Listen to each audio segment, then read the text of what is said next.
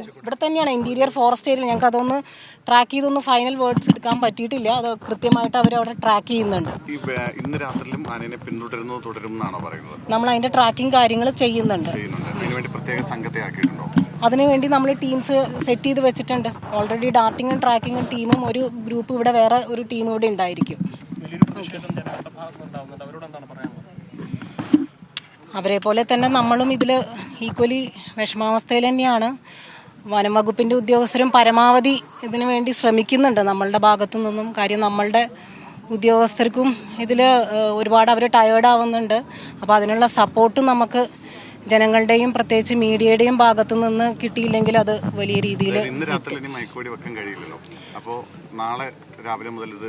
നാളെ രാവിലെ ഞങ്ങൾ 5:30 കൂടി തന്നെയാണ് സ്റ്റാർട്ട് ചെയ്യുക. പക്ഷെ നല്ലൊരു ഫോഗി എൻവയോൺമെൻ്റ് ആണ് ഇവിടെ ഉള്ളത് ഇപ്പോൾ. അപ്പോൾ ആ ഒരു തടസ്സമാണ് നമുക്കുള്ളത്. പക്ഷെ നമ്മളുള്ള ഒരു സിസ്റ്റം വെച്ചിട്ട് ആൻറ്റിന ഉണ്ട്, റിസീവർ നമുക്ക് ഒരു WWF അവരാണ് നമുക്കത് തന്നിട്ടുള്ളത്. അപ്പോൾ അത് വെച്ച് നമ്മൾ ട്രാക്ക് ചെയ്യാൻ പരമാവധി ശ്രമിക്കുന്നുണ്ട്.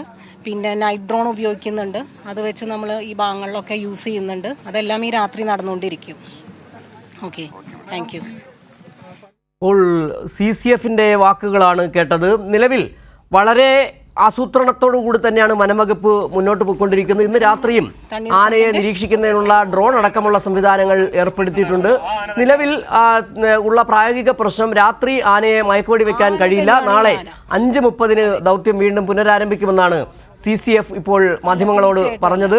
വലിയ തരത്തിലുള്ള പ്രതിഷേധം നാട്ടുകാരുടെ ഭാഗത്ത് നിന്ന് ഉണ്ടായിക്കൊണ്ടിരിക്കുന്നുണ്ട്.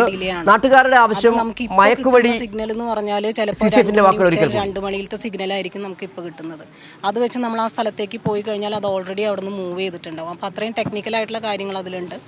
അപ്പോൾ ആ ഒരു പ്രതിസന്ധി നമുക്കിതിലുണ്ടായിരുന്നു. അപ്പോൾ ലാസ്റ്റ് നമുക്കിപ്പോൾ ആൻറ്റിനയും റിസീവറും കിട്ടിയിട്ടുണ്ട്. അത് 200 മീറ്റർ 300 മീറ്റർ അടുത്തുനിന്നാണ് അതിൻ്റെ ബീപ്പ് സൗണ്ട് ഉണ്ടാവുകയുള്ളൂ.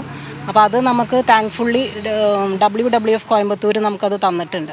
അപ്പോൾ അത് വെച്ച് നമ്മൾ കുറച്ചും കൂടെ ബെറ്ററായിട്ട് ചെയ്യാൻ പറ്റുന്നുണ്ട്. ഓക്കെ, ശരി.